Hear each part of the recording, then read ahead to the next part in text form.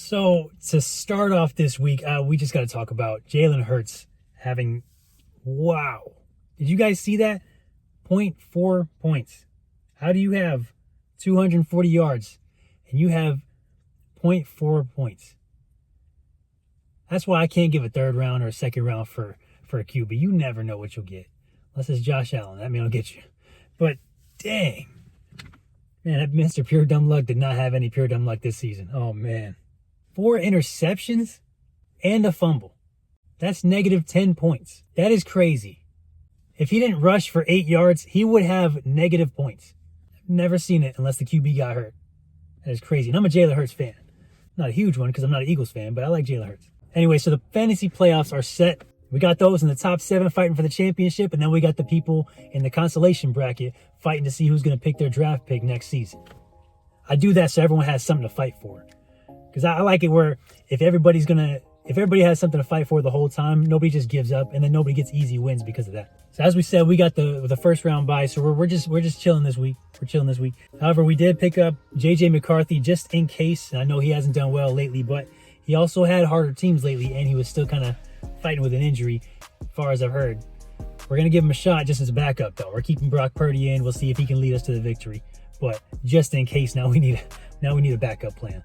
He had a great game last game, so he's got the easiest schedule out of them. He's got next is Dallas, New York Giants, and then somehow Detroit is in the green. The green means it's one of the teams this position scores most on. So apparently he's got Detroit's apparently an easy schedule. That's what they say.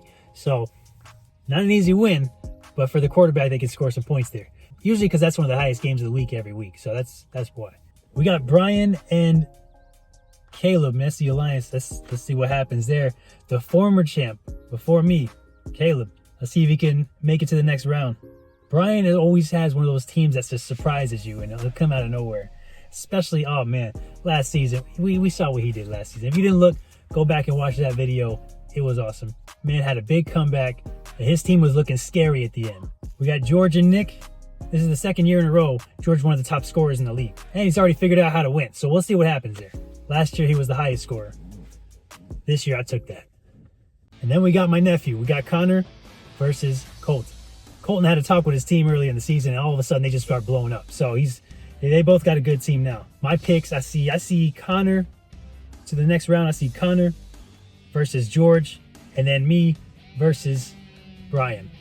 And now going to the consolation bracket, I see Mr. Pure Dumb Luck. He's going to have it. He's going to have that pure dumb luck, even though this season's not been with him. He's going to make it on to the next one. I'm only going to make predictions one round at a time. Otherwise, I'm just going to say I'm going to win it all. That's my prediction. But that's the competitor's mindset. I'm always going to think that everything I play, if I'm down by 10 points and we're only going to 11, I'll still think I can win. That's the thing. It's not a bragging thing. It's just when you're a competitor, you really think you can win all the time. You don't bet against yourself.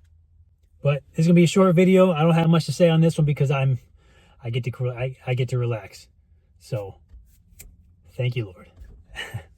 I'll see you guys on the next video.